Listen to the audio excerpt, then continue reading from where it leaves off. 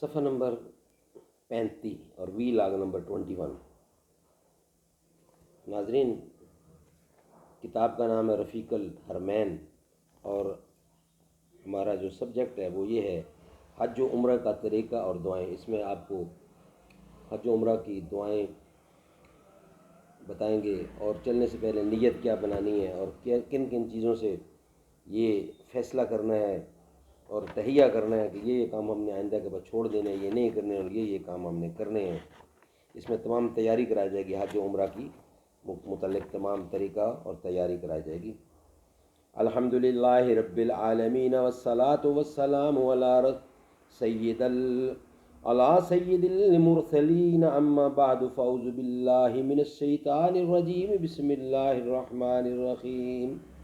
وَأَتِمُّ الْحَجَّ وَالْعُمْرَةَ لِلَّهِ، حج اور عمرہ اللہ کے لیے پورا کرو۔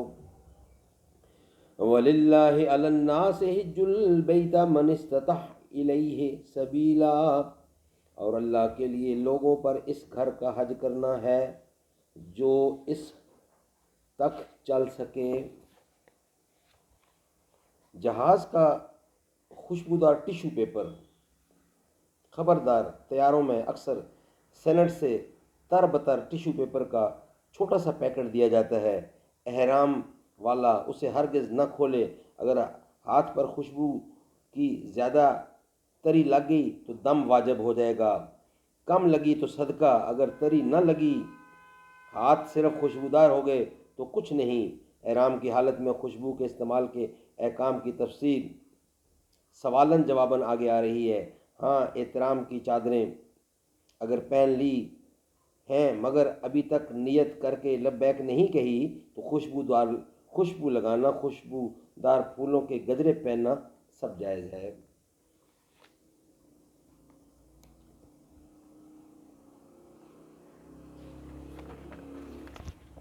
ناظرین، جدہ شریف تا مکہ مکرمہ، زادہ اللہ شرفا و تعظیما۔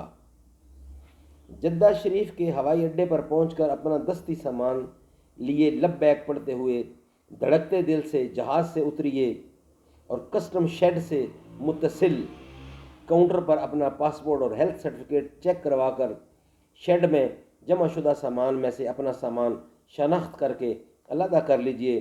کسٹم وغیرہ سے فراغت اور بس کی روانگی کی کارروائی میں تقریباً 6 سے 8 گھنٹے صرف ہو سکتے ہیں۔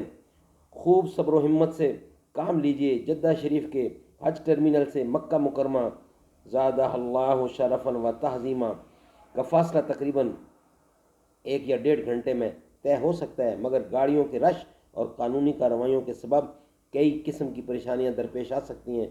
بس وغیرہ کا بھی انتظار کرنا پڑتا ہے۔ ہر موقع پر صبر و رضا کے پیکر بن کر لبیک پڑھتے رہیے۔ غصے میں آ کر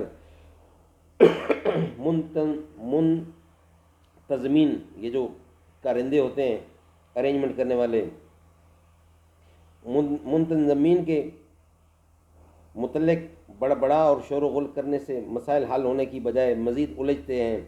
صبر کا ثواب برباد ہونے اور معاذ اللہ عز و جل ایذائے مسلم غیبتوں، الزام تراشیوں اور بدگمانیوں وغیرہ گناہوں میں پھنسنے کی صورتیں پیدا ہو سکتی ہیں۔ ایک چپ سو سکھ زندگی کی ترکیب بن جانے پر ماہ سمان اپنے معلم کی بس میں لبیک پڑھتے ہوئے مکہ معظمہ کی طرف روانہ ہو جائیے۔ ناظرین، انشاءاللہ آگے ہمارا نیکسٹ ہیڈنگ ہے مدینے کی پرواز والوں کا احرام۔ اللہ تعالیٰ عمل کرنے کی توفیق عطا فرمائے۔